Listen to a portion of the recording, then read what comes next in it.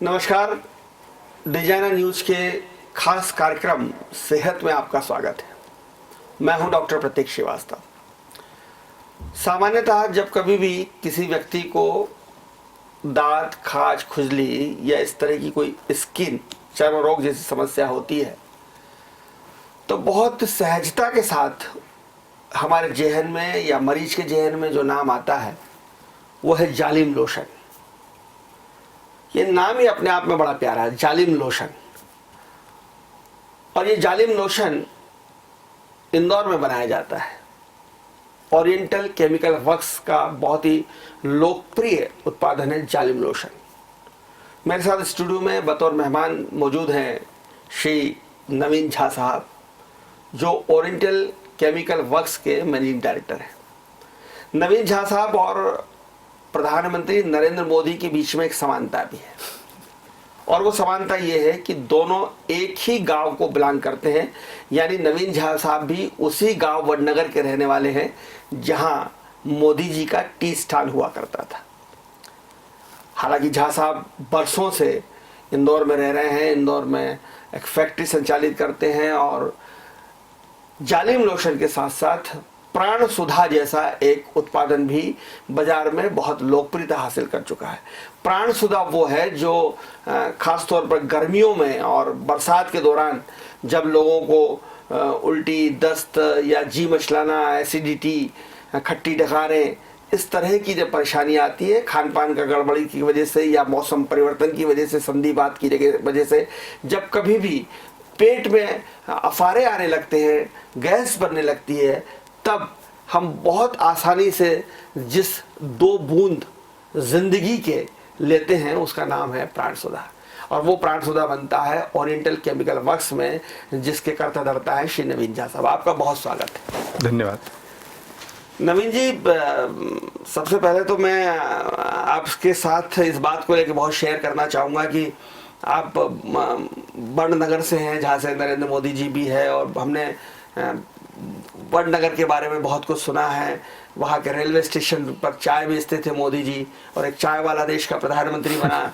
और मोदी जी के पिताजी का आज भी वहाँ एक टी स्टॉल है, और मोदी जी स्कूल से जब रेसेस होती थी तो भगकर आते थे और यात्रियों को चाय बेचा करते थे। तो कुछ बताइए वडनगर के बारे में, मोदी जी के बारे में आपकी कुछ स्मृतियाँ हों, कुछ पुराना परिचय हो। नहीं, वडनगर के बारे में थोड़ी बहुत स्मृतियाँ हैं, जाते रहते हैं हम। बाकी फोर फादर्स तो वहाँ से बहुत पहले माइग्रेट हो गए थे, लेकिन मोदी जी ने वहाँ बहुत काम किए हैं क्योंकि उस वहाँ का बिलोंग करते थे। वो गुजरात के मुख्यमंत्री रहे, तब भी उन्होंने वडनगर के लिए बहुत काम किया है। और वडनगर से उनको विशेष प्रेम भी रहा क्योंकि उनका घर वहीं पर हुआ करता था, बचपन उनका वहाँ पर बीता है। बाकी उनसे डायरेक्ट इंटरेक्शन तो कभी मेरा रहा नहीं है। जो सुनी सुनाई बातें आपने सुनी है, मैंने भी सुनी है। हमारे समाज का मंदिर है भगवान हाटकेश्वर जी का, उस मंदिर के अंदर वो नगाड़े बजाते थे, जिसका जिक्र वो कई बार अपने भाषण में किया करते हैं। हमारे समाज के बारे में भी कई बार वो अपने भाषण में कहते हैं कि वहाँ के नागर समाज वालों ने मेरे को बहुत मदद करी थी, नागर ब्राह्मण लोगों ने, इस तरह का वो जिक्र किया करते हैं। इससे ज़्यादा की जानकारी तो उनके पास की हमारे पास नहीं है, लेकिन इस बात का गर्व है कि वो हमारा और उनका गाँव एक ही है। बिल्कुल, ये एक बड़ी बात होती है कि हमारे गांव का लड़का, हमारे गांव का चाय वाला देश का प्रधानमंत्री बन गया। ये बहुत अच्छा लगता है। इसलिए मैं आपसे जानना चाहता हूं कि आपका वडनगर से इंदौर तक का सफर, और इंदौर में आने के बाद आपने ये जो chemical works, oriental chemical works जो जालिम लोशन बनाता है, प्राण सुधा बनाता है, इस आपकी जीवन का ये सफ़र है, इसके बारे में मैं चाहूँगा कि हमारे दर्शक जानें। क्योंकि एक कामयाब उद्योगपति होने के साथ साथ आप एक बहुत ही विनम्र और सज्जनता आपके चेहरे से, आपकी बातचीत के लहजे से मुझे दिखाई दे रही है। तो मैं जानना चाहूँगा कि ये संघर्षों का सफ़र कैसा रहा। हमारी संस्था के अंदर ये मेरे दादाजी जसवंत लाल जी ने इसकी स्थापना की थी, ओरिएंटल केमिकल वर्क्स की, और आज से करीब 92 साल 92 ईयर्स पहले की घटना है ये। हम लोग, हमारा परिवार या हमारे फोर फादर्स गुजरात से माइग्रेट होकर के राजस्थान में प्रतापगढ़ पे शिफ्ट हो गए थे, और वहाँ से करीबन 80-85 साल पहले इंदौर आकर के बसे थे। और प्रतापगढ़ से काम की तलाश में मेरे दादाजी बम्बई गए थे। बम्बई में किसी विज्ञापन की कंपनी के अंदर ट्रांसलेटर का काम करते थे, और ट्रांसलेट करने के बाद में विज्ञापन की व्यवस्था करने के लिए देश में घुमा करते थे। तब उनके मन में ये विचार आया घूमने पर कि गरीब आदमी को सस्ती दवाइयाँ उपलब्ध नहीं हो पाती इलाज के लिए, तो उनके मन में ये आया कि कोई घरेलू चीज़ें इस तरह की चालू की जाएं जिसकी वजह से अपन इस गरीब आदमी को कम से कम पैसों के अंदर अपन इलाज उपलब्ध करा सकें। और वो उन्होंने कुटीर उद्योग के रूप में अपने घर से ही नौकरी करते करते साथ में चालू किया इस काम को। फिर बम्बई में रहने लायक उनको वातावरण नहीं महसूस हुआ, तो फिर इंदौर शिफ्ट हो गए। इंदौर आकर के फिर अपना सारा यहाँ पर काम करते रहे। विज्ञापन लेने आते रहते थे यहाँ पर, तो पूरे देश में घूमते थे। उनका कुछ संपर्क बना होगा। फिर प्रतापगढ़ पास में था, जहाँ से अपना नेटिव प्लेस अभी हुआ करता था। जी। तो उस वजह से मंदसौर के पास में जो प्रतापगढ़ है, फिर इंदौर में आकर के एक दवा की दुकान लगाई उन्होंने राजवाड़ा के अंदर, बॉम्बे एजेंसी के नाम से, क्योंकि बॉम्बे से यहाँ पर आए थे तो बॉम्बे एजेंसी उन्होंने उसका नाम रखा था। कुछ कंपनियों का काम भी उन्होंने लिया, फिर अपना बना करके बेचने लगे। और इस तरह से धीरे धीरे संघर्ष करते करते फिर राव में किसी वजह से शिफ्ट होना पड़ गया उनको। राव के अंदर फिर अपना सारा कारोबार वहाँ शिफ्ट किया और धीरे धीरे करके जो है संघर्ष करते रहे। दादाजी बाद पिताजी कब इस फर्म से जुड़े? पिताजी, ताऊजी, मेरे सब जितने भी काका लोग हैं सब लोग मिलकर के, 4 भाई थे वो चारों भी उसके अंदर इन्वॉल्व हुए। फिर धीरे धीरे करते करते वो जनरेशन बदलती गई। मैं तीसरी जनरेशन में हूँ इस समय। और इसको तो ये आपका पुश्तैनी व्यवसाय है जो आपको अपने दादाजी से, अपने काका जी से और पिताजी से मिला जी, और उसको आप आगे बढ़ा रहे हैं। उसको मैं आगे बढ़ा रहा हूँ। कुछ नया करने का मन में विचार नहीं आता? नया करने का तो ये है कि इसको ही अगर अपन ज़्यादा से ज़्यादा जगह तक फैला सकें और दूसरे उत्पादन इसमें जोड़ते चले जाएं, वही सबसे बड़ा काम होगा। अपन ज़्यादा इसको डेवलपमेंट तो इसी डायरेक्शन में चलें तो अच्छा है। और जैसा कि एक कहावत है, मछली के बच्चे पानी में ही तैरेंगे, तो इसी में तैरते रहेंगे। कहावत तो ये भी है कि चिड़िया के बच्चों को उड़ना नहीं सिखाता, अपने आप सीख जाते। नवीन जी, कंपनी की स्ट्रेंथ क्या है आपकी कंपनी की? जो जैसे कि आपने कहा कि एक तो दादाजी के जीवन का ये उद्देश्य था और बहुत बड़ा थॉट है कि गरीब लोगों को सस्ती दवाइयाँ कैसे मिले। मैं समझता हूँ ये देश की आज भी सबसे बड़ी चुनौती है जी। हमने कोविड में देखा कि लोगों के घर बिक गए, मकान बिक गए, जेवर बिक गए, इलाज नहीं मिला। तो ये तो सबसे बड़ा सवाल आज भी है जो आपके दादाजी के युग में, आपके दादाजी के ज़माने में था कि लोगों को सस्ती दवाइयाँ कैसे मिले। तो इस ध्येय वाक्य को पाने के लिए आपकी कंपनी क्या करती है और कंपनी का स्ट्रेंथ क्या है? काम क्या होता है कि जब भी महंगी होती है उसका कारण ये होता है कि आप अपना मुनाफा ज़्यादा रखते हैं। अगर आपका मुनाफा अपन लिमिटेड रखेंगे तो अपने आप चीज़ सस्ती हो जाती है। कुछ इंग्रेडिएंट्स उसके अंदर जो है कम डाले जाते हैं कि भैया कम कॉस्ट वाले। कई चीज़ें क्या होती है, महंगी चीज़ खाना ज़्यादा ज़रूरी नहीं रहता, अच्छी चीज़ खाना ज़्यादा ज़रूरी रहता है। तो उस तरह से जो है उसके अंदर जो है सस्ती से सस्ती तो नहीं कहना चाहिए, उसको उपयोगी चीज़ को जो है जो ज़्यादा महंगी ना हो वो डाल करके उसको जो है भाव को कंट्रोल में रखा जाता है और फिर अपना मुनाफा कम रखा जाता है।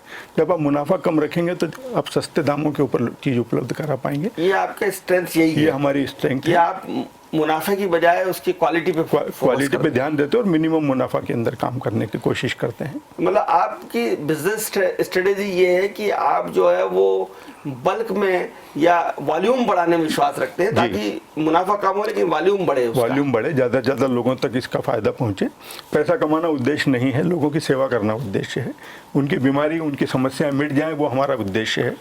तो लोगों का भरोसा जालिम लोशन पे उस जमाने से है जी, प्राण सुधा पे उस जमाने से। 92 साल पहले आपके दादाजी ने, यार मुझे भी याद है कि जब कभी भी शादी ब्याह में कुछ उल्टा सीधा खाने में आ जाता था या लू लग जाती थी गर्मी के दौरान खासतौर पर, और गांव में हम रहते थे, तो मेरी दादी बताशे में 2-3 बूंद ये डाल के आपकी हरी वाली और खिलाती थी।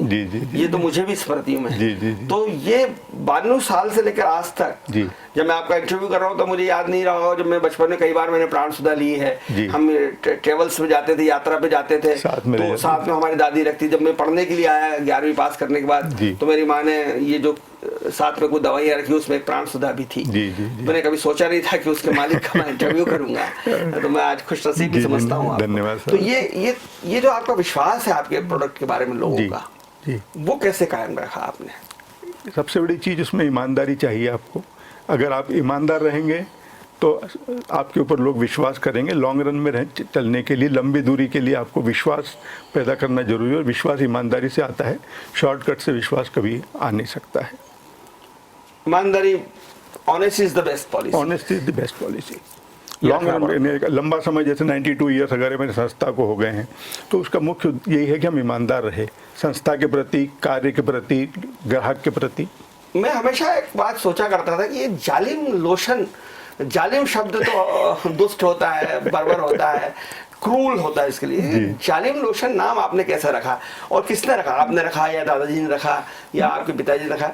और ये नाम इतना लोकप्रिय हो गया है और ये भिन्न भिन्न संदर्भों में जालिम लोशन का इस्तेमाल किया जाता है। कई बार बहुत आदमी चिपकू हो जाता है तो हम कहते हैं यार ये जालिम लोशन है। कभी कोई आदमी बहुत किसी को चाटता है, दिमाग खराब करता है, बोले यार बहुत जालिम लोशन टाइप का आदमी। तो ये नाम जालिम रखने का नया प्रयोग ये कैसे और किसने कब किया, इसकी थोड़ा राज बताइए। प्रयोग तो पुराना ही है, नया तो नहीं है, लेकिन मेरे पिताजी सुनाते थे मेरे को, मेरे दादाजी ने इस नाम को रखा था क्योंकि बम्बई में रहे हुए तो महाराष्ट्र से का थोड़ा टच रहा। चूंकि जैसा आपने बताया कि वो विज्ञापन लिखा करते थे जी, तो विज्ञापन में बड़ी एक कैची लाइन पकड़ना पड़ती है और सबको 1 मिनट में चढ़ जाए, जुबान पे चढ़ जाए। वैसे ही ये उन्होंने कैची लाइन पकड़ी, जालिम लोशन। किसी दवा के अंदर उन्होंने लिटरेचर में कहीं पढ़ने में आया उनके कि ये जालिम औषध है, तो वहाँ से वो जालिम शब्द उन्होंने उठा लिया और ये जो दांत खुजली के लिए लोशन बनाया इसका नाम जालिम लोशन रख लिया उन्होंने। तो किसी दवा के अंदर उनको ये पढ़ने में आया था कि ये जालिम औषध है। दांत खाज खुजली के लिए जालिम उसके लिए। आदमी के लिए तो बहुत अच्छा है। आदमी के लिए तो अच्छा ही है। तो कुछ आपके ऐसे सीक्रेट फार्मूले हैं प्राणसुधा के जालिम लोशन के, जो जैसे कहते हैं कि पेप्सी और कोक अपने फार्मूले बताते नहीं है किसी को जी। तो ऐसे कुछ आपके भी कुछ ऐसे सीक्रेट फार्मूले हैं जो सिर्फ आपको ही मालूम है, आपके खानदान को ही पता रहते हैं, वो आप बताते नहीं है? नहीं, ऐसा कुछ नहीं है। फार्मूले तो हमको ड्रग डिपार्टमेंट से पास कराना पड़ते हैं और उसी अनुसार हमें सब कुछ करना पड़ता है। फार्मूले के अंदर इसमें कोई भी जो है वो सीक्रेट नहीं है। सीक्रेट जो भी कुछ है वो उसको बेचने में है।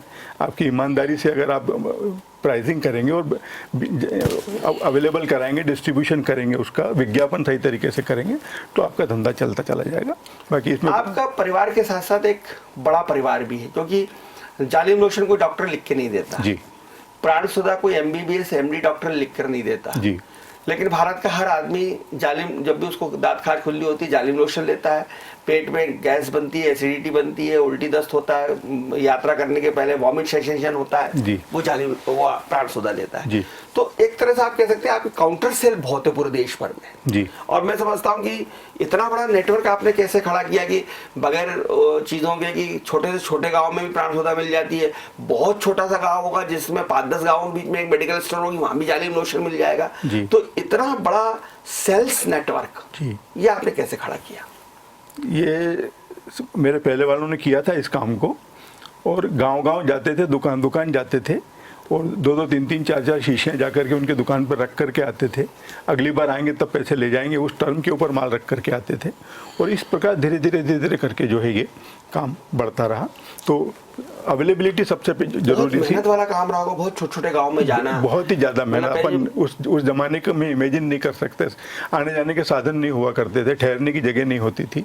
मुझे तो याद पड़ता है कि किराना की दुकान पर भी जालिम लोशन और प्राणसुधा मिलता है। बिल्कुल मिलता है। मैं अपने गाँव की अगर बात करूँ तो उन्होंने कहा कि थोड़ा सा उल्टी दस्त टाइप का हो रहा है तो आप किराने की दुकान पे, जनरल स्टोर टाइप की जो दुकानें होती हैं वहाँ मिल जाता है। बिल्कुल मिलता है। तो ये नेटवर्क ये आपके फोरफादर्स ने खड़ा किया? जी, हमारे पहले वालों ने किया, हम तो उसको सींच रहे हैं जी, और उपलब्ध कराते हैं, विज्ञापन करते हैं। तो उस स्ट्रेटेजी से हमारा काम और उन्होंने जो विश्वास जमाया था उसको कायम कारोबार संभालना और उसके साथ साथ अपने परिवार को समय दे पाना, जी, ये कैसे हो पाता है?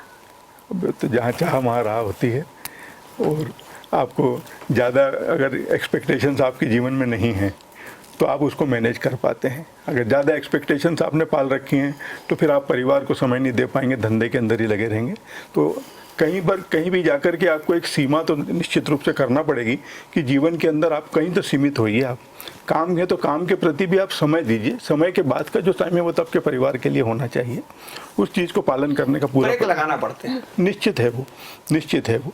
एक मैंने किताब पढ़ी थी किसी जैन मुनि के, नाम तो भूल रहा हूँ उनका मैं, कभी तो रुको कहीं तो रुको। उसमें उन्होंने यही जिक्र किया था कि आप सिर्फ दौड़ते रहोगे तो जिंदगी के अंदर दौड़ते रह जाओगे। आप बाकी के काम भी तो जीवन के आपको करना है ना। और ज़िंदगी के अंदर आगे जाकर के कभी आप ये तय कर लो कि मेरे को इतना धंधा करना है, इतने रुपए कमाने हैं या इतनी उम्र तक कमाने हैं, वो तय कर लीजिए आप।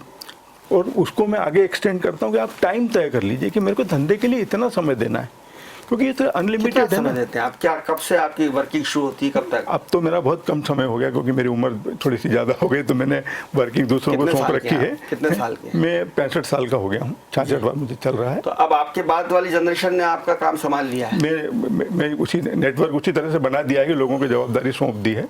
तो वो आपके बाद वाले कौन कौन लोग? मेरा छोटा भाई है, एक कजिन है मेरा, काका का लड़का है, वो मेरे साथ काम करता है।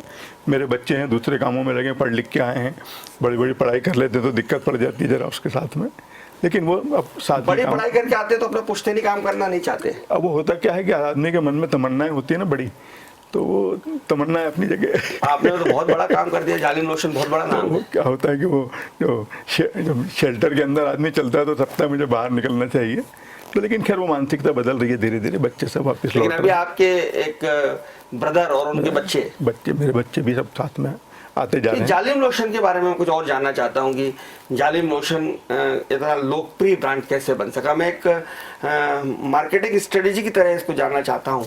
उन बच्चों के लिए, MBA के बच्चे जो विद्यार्थी हैं, उनके लिए मैं चाहूँगा कि आप एक बात कहें कि एक छोटे सी डिब्बी को, एक छोटे से लोशन को देश का लोकप्रिय ब्रांड कैसे बनाया जा सकता है। उसके लिए बहुत समय लगा, इतने सालों तक मेहनत करना पड़ी है, इतनी जल्दबाजी में। फार्मूला क्या है? फार्मूला तो जो जनरल फार्मूला जो कि आजकल के बच्चे जो पढ़ते हैं कि वो फिलिप कोटलर को पढ़ लेते हैं कि marketing is the function of 4 P's, 5 के बाद 4 के बाद 5 हो गए, 6 हो गए, जो भी कुछ हो गए उनके प्रोडक्ट प्राइस प्रमोशन जो भी हैं। तो इसके अंदर इस तरह से आपको प्रोडक्ट सही रखना है, प्राइसिंग सही रखना है, प्रमोशन करना है और डिस्ट्रीब्यूशन, प्लेसमेंट, जो चौथा P आता है प्लेसमेंट, जिसको डिस्ट्रीब्यूशन कहते हैं। तो इन सब का जब सिंक्रोनाइजेशन होता है, आप अच्छा प्रोडक्ट बनाएंगे, क्वालिटी का प्रोडक्ट बनाएंगे, प्राइसिंग आपकी कॉम्पिटिटिव रखेंगे और प्रमोशन करेंगे और डिस्ट्रीब्यूशन एंड अवेलेबिलिटी सबसे ज़्यादा ज़रूरी है। तो इन चारों का जब तालमेल बैठता है तब जाकर के कोई भी चीज़ ग्रो होती है। और हमेशा जो भी नए बच्चों के बारे में जिन्होंने नाम लिया आपने, उनको ध्यान ये रखना चाहिए कि ये बहुत लंबी दूरी का रेस है, मैराथन जिसको कहते हैं, वो मैराथन है ये। आप शॉर्टकट के अंदर इसको प्राप्त नहीं कर सकते। इसके लिए आपको लगे रहना पड़ेगा, सतत लगे रहना पड़ेगा, तब जाकर के इसके अंदर सफलता मिलेगी। और आपके दादाजी ने कभी जब उस समय कल्पना की होगी, उस समय उल्टी दस्त से बहुत मौतें हुआ करती थी। हालांकि ग्रामीण परिवेश में आज भी नवजात बच्चों की और शिशुओं की मृत्यु का सबसे बड़ा कारण उल्टी दस्त है जी। तो उस समय खासतौर पर बरसात के मौसम में हैजा बहुत फैलता था और आंत्रशोथ जिसको हम कहते हैं वो बहुत होता था। गर्मी में लू लगने की बहुत समस्या थी और खासतौर पर बिहार और उत्तर भारत में बहुत जबरदस्त लू होती थी, यूपी में। तो उस समय आपके दादाजी ने कल्पना करी प्राण सुधा की जी। तो ये आज भी बरसात के मौसम में, गर्मी के मौसम में इतनी उपयोगी कैसे बनी हुई, इसके बारे में मैं जानना चाहता हूँ। उपयोगी बनने रहने में समस्या कहाँ है? जो उस समय उपयोग में आती थी अभी भी आती है, लेकिन अभी ठीक है मेडिकल फैसिलिटीज़ बढ़ गई हैं तो आदमी जो है वो पहले मेडिकल की तरफ जाता है, लेकिन फिर भी घरेलू उपचार के रूप में ये अभी भी उसी तरह इफ़ेक्टिव चीज़ है। आप ट्रेवलिंग के अंदर जाइए, आपको धूप में जाना पड़ता है। मैं तो ये हम तो कई बार रिकमेंड ये करते हैं कि सुबह घर से निकलते वक्त अगर 2 बूंद आपने गर्मी के अंदर या बरसात में लेके निकल गए आप, तो कुछ भी पानी पी रहे हैं, कुछ भी कर रहे हैं, तो आपको उसका जो बैड इफेक्ट होने की संभावना कम से कम हो जाती है। तो ये प्राण सुधा में आयुर्वेदिक जड़ी बूटियाँ हैं कि केमिकल है? प्राण सुधा में एसेंशियल ऑयल्स हैं, मेंथॉल, थाइमोल और कैम्फर का मिक्सचर है ये। मेंथॉल, थाइमोल और कैम्फर मतलब पुदीना है, अजवाइन का साथ है और कपूर है, मुख्य चीज़ ये है। इसका मिक्सचर है ये, और ये मिक्सचर इफेक्टिव है। पुदीना और कपूर और अजवाइन तो आयुर्वेदिक में भी आता है। आयुर्वेदिक ही है ना, आयुर्वेदिक ही चीज़ है ये। तो इसका मिक्सचर है ये। इससे क्या होता है कि शरीर के अंदर जब भी ये व्याधि होती है ना, उल्टी दस्त और आपने पेट उसके बारे में जो बात करी, तो ये वात पित्त और कफ का एक बैलेंस होता है। आयुर्वेद के अंदर इसका नाम हमेशा चलता है, अपने सभी लोग जानते हैं इस चीज़। नाड़ी वैद्य भी इन्हीं 3 पे काम करते हैं। इन 3 के ऊपर, इसके कॉम्बिनेशन के ऊपर ही काम करते हैं सारे के सारे। तो जब इसका बैलेंस शरीर में बिगड़ जाता है, उस समय जो है ये समस्याएं खड़ी हो जाती हैं। तो और दूसरी चीज़ होती है शरीर का नॉर्मल टेम्परेचर और प्रेशर, तो ये बिगड़ जाता है। जब हम प्राण सुधा लेते हैं तो ये नॉर्मल टेम्परेचर और प्रेशर मेंटेन हो जाता है, जिसकी वजह से वात पित्त और कफ का जो इम्बैलेंस था वो बैलेंस हो जाता है और आदमी स्वस्थ हो जाता है। ये नाम भी बहुत ही अद्भुत अच्छा नाम है, प्राण सुधा। सुधा यानी अमृत। सुधा और प्राण तो ये प्राण के लिए अमृत का काम करती है। प्राण के लिए अमृत, ये सोचकर ही नाम रखा गया है। और आपके दादाजी थे बड़े साहित्यिक अभिरुचि के आदमी। वो तो क्या कहें उसको, वो तो अब क्या थे क्या नहीं थे अपन कह नहीं सकते, लेकिन हाँ उनका बड़ी डीप रूटेड उनकी थॉट हुआ करती थी हर चीज। आपने देखा नहीं अपने दादाजी को? मैं 1 साल का था तब वो। अच्छा, इसलिए आप, लेकिन जिस तरह का उन्होंने नाम रखे हैं, जी, जी, जो नाम आज भी बहुत लोकप्रिय है, जी जी जी, तो मुझे लगता है कि कहीं ना कहीं वो बहुत सोच विचार करके उनके नाम थे प्राण सुधा जी। जालिम लोशन में क्या है? जालिम लोशन को हम सामान्यतः, जो मैं जानता हूँ, जो मेरा सामान्य छोटी बुद्धि है, कि त्वचा की कोई बीमारी हो जाए, दांत खाज खुजली, लेकिन क्या दांत खाज खुजली के अलावा भी ये सिरोसिस या इस तरह की चीजों में भी जालिम लोशन काम करती है? नहीं करती। दांत खाज खुजली के लिए लिमिटेड, केवल दांत खाज खुजली में काम। इसमें क्या है? एक्जिमा, दांत खाज खुजली एक्जिमा उसके लिए होती है। क्या होता है, दांत खाज खुजली कुछ जर्म्स पैदा हो जाते हैं शरीर में। क्या होता है कि जब ये आपका जो मौसम बदलता है या ये बरसात हो जाती है, तो इसके अंदर कई बार जो जहाँ पर अपन कहीं बरसात बहुत ज़्यादा होती है, अपने यहाँ तो बहुत कम होती है, लेकिन यूपी बिहार के अंदर या आसाम के अंदर बहुत ज़्यादा बरसात होती है, तो उस बंगाल के अंदर बरसात खूब होती है। बरसात में क्या होता है, लोगों को कपड़े सूख नहीं पाते, तो नहीं सूख पाते तो गीले कपड़े पहनना मजबूरी हो जाती है। तो वहाँ पर ये जर्म, जिस तरह की आप जुएँ पैदा होती हैं सिर के अंदर एटमॉस्फेयर मिलते ही से, वैसे ये जर्म्स पैदा हो जाते हैं। तो इस जर्म्स को मारने के लिए ये दवा है। इसमें क्या है? जैसे आपने बताया कि प्राण सुधा में कपूर है, अजवाइन है, पुदीना है। सिंपल सैलिसिलिक एसिड का फार्मूला है, इसको फिनॉल भी इसके अंदर डाला हुआ है, और इसको जो है वो गीले कपड़े पहनने से या पसीना हो जाता है, पसीना जो होता ठीक है, पसीने होता है तो गीलापन रहता है, तो वहाँ पर ये सब पैदा हो जाती है। ये जले कटे में काम नहीं आता? जले कटे में नहीं आएगा काम, ये सिर्फ दांत खाज खुजली एक्जिमा इसके अंदर। क्या खूब जलन करता है जब उसको लगाया जाए? जलता है, तो उसको एक्चुअली उसका प्रोसेस ये है कि वो चमड़ी को जला देता है। जब चमड़ी जल जाती है तो जर्म भी जल जाते हैं, खत्म हो जाते हैं। उसके बाद में नई चमड़ी वैसी की वैसी आ जाती है थोड़े दिन के अंदर, और ठीक हो जाता है। और जलन बर्दाश्त कितनी देर जलन होती है? 2-3 मिनट, धीरे धीरे कम होती है। हाँ, इतना लोकप्रिय समझ, लोग जलन सहन कर ही लेते होंगे। आँख में दवा डालते हैं, वो भी तो जलती है कई बार। और ये भी लोगों को लगता होगा कि जलन हो रही है, इसका मतलब कि वो कीटाणु मर रहे हैं। प्रोसेस ही है ना, अब जो हम लोग उसके अंदर जो प्रिस्क्राइब करते हैं वो यही करते हैं कि इससे जलन होगी, जलने से चमड़ी जलेगी ऊपर की, क्योंकि चमड़ी के अंदर आपके जर्म्स हैं, जर्म्स को मारने का यही तरीका होगा, और वो तब पूरी तरह जड़ से खत्म हो जाते हैं, नई चमड़ी आ जाती है। अच्छा, प्राण सुधा सबके लिए है?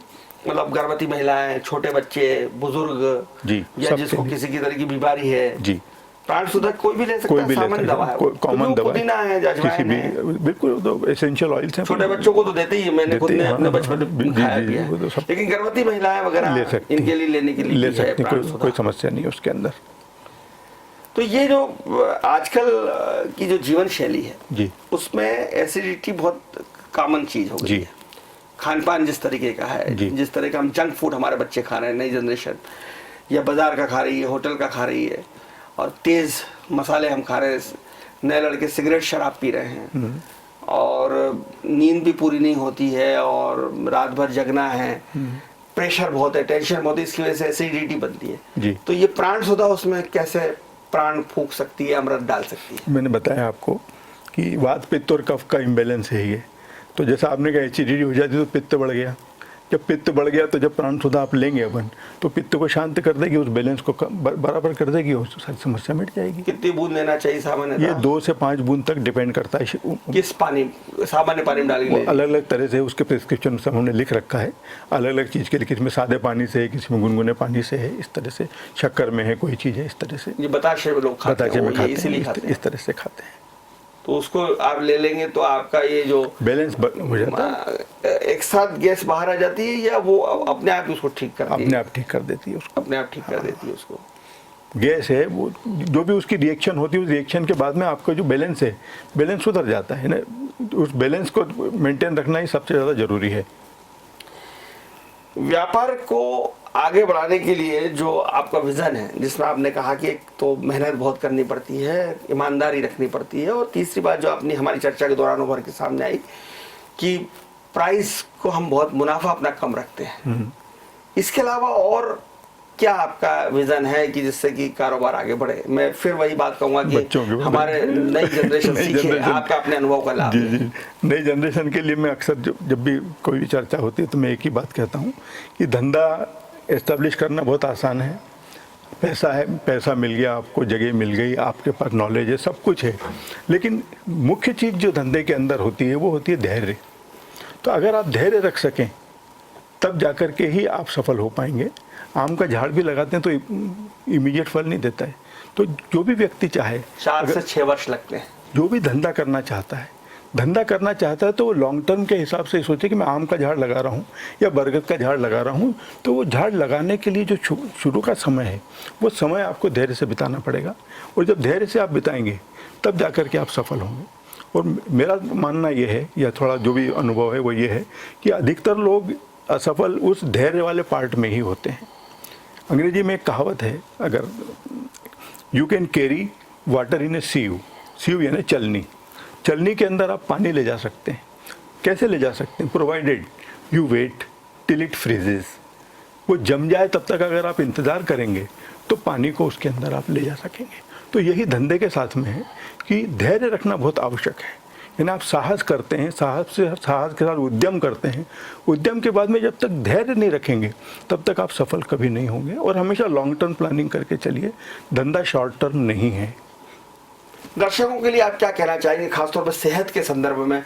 माशाल्लाह, नजर ना लग जाए, आप 65 वर्ष की उम्र में बिल्कुल फिट मुझे दिखाई दे रहे हैं। आपकी लगता है कि आप सेहत को लेकर बहुत संजीदा है। तो चूंकि हमारा कार्यक्रम भी सेहत पर आधारित कार्यक्रम है, तो हमारे दर्शकों के लिए आपका क्या संदेश है? सेहत को सबसे ज़्यादा इम्पोर्टेंस देना चाहिए। अपन वैसे भी अपने पहला सुख निरोगी काया है, जो 8 सुख हैं उसमें सबसे पहला निरोगी काया है। तो काया के अपने को मेंटेन करना बहुत आवश्यक है और उसके लिए अपने को प्रायोरिटी हमेशा रखना चाहिए। और होता क्या है कि बाकी सुखों को प्राप्त करने में, पैसा प्राप्त करने में, सुविधाएं प्राप्त करने के अंदर अपन उस सेहत वाले पार्ट को अपन भूल जाते हैं। इसलिए सेहत की कीमत पे काम न करें, नियमित जीवन जिए, यही मेरा कहना है। अगर वो करेंगे तो आपको कोई परेशानी जीवन में नहीं आएगी। और जहाँ तक जो आजकल के लाइफ स्टाइल है इसमें टेंशन का बहुत ज़्यादा महत्व है, तो टेंशन क्यों पालना? टेंशन मत पालिए। आप ये सोचिए कि जो भी काम होना है आपने अपनी तरफ से अगर पूरा कर दिया है, इसके बाद कोई और दूसरा देखने वाला है जो इस काम को पूरा करेगा। तो आप उस तरह से चलिए, आप भगवान के ऊपर भरोसा रखिए और उसके ऊपर छोड़ दीजिए। आप कई बातें ऐसी होती हैं जो कि आपके कंट्रोल की चीज़ें नहीं रह सकती हैं। तो जो चीज़, एक बाइबल का कोई है, वो अंग्रेजी का पूरा है, मैं हिंदी में बता देता हूँ आपको, कि आप जो चीज़ बदल सकते हैं उसको बदलने की कोशिश करिए, और जो नहीं बदल सकते हैं उसको स्वीकार करने की कोशिश करिए। और तीसरी चीज़ भगवान से जो मांगिए वो ये मांगिए कि इन दोनों चीज़ों में कि किसको बदल सकता हूँ और किसको नहीं बदल सकता हूँ, इसके अंदर डिफरेंस करने का, कि ये तो मैं पहचान तो सकूँ कि किसको बदल सकता हूँ, किसको न बदल सकता हूँ। उस चीज़ को देख करके आप करिए तो टेंशन कभी नहीं होगा आपको। वैसे तो नवीन जी बहुत बड़े उद्योगपति हैं, लेकिन आज की हमारी ये पूरा वार्तालाप सुन के आपको लग रहा होगा कि किसी फिलासफर से, किसी दार्शनिक से हम बात कर रहे हैं, क्योंकि आपके बिजनेस के साथ साथ, बिजनेस तो आपका कामयाब है ही, जालिम लोशन और प्राण सुधा तो घर घर में है, लेकिन जालिम लोशन और प्राण सुधा के साथ साथ आपके जो विचार हैं, अगर मैं उसको शायर की भाषा में कहूँ तो बहुत जालिम है। आपके विचार जो हैं वो इतने प्रेरक हैं, इतने युवा पीढ़ी के लिए ही नहीं बल्कि समाज की सभी पीढ़ी के लिए बहुत ही उम्दा बात आपने की है कि धैर्य भी रखना चाहिए और हमें कुदरत के साथ तालमेल बिठाल के साथ, उस सर्वोच्च शक्ति के साथ तालमेल बिठाल कर, संतुलन बनाकर, इस बात का हमारे में ये चेतना, ये प्रज्ञा होनी चाहिए कि हम बदलने और न बदलने वाली बीचों का अंतर समझकर, उसको जानकर, ईश्वर के साथ एक तादात्म्य में स्थापित कर अपने धंधे का विकास करें, अपने जीवन का को उन्नति के शिखर पर ले जाएं और परिवार के साथ मिलकर उस सुख का अनुभूति कर सकें, तभी वो सच्चा सुख है। आप अपने काका के बच्चों के साथ, काका के भाई के साथ, लड़के के साथ व्यापार करते हैं, एक संयुक्त परिवार भी कितनी बड़ी ताकत होती है, उसका उदाहरण है श्री नवीन झा, जो परसों से अपने पुश्तैनी व्यापार को और आगे और आगे और आगे ले जा रहे हैं। तो आपको हमारा ये कार्यक्रम कैसा लगा जरूर बताइए। देखते रहिए डी ज़रा न्यूज़, खबरों का सिलसिला जारी है, जारी रहेगा। नमस्कार।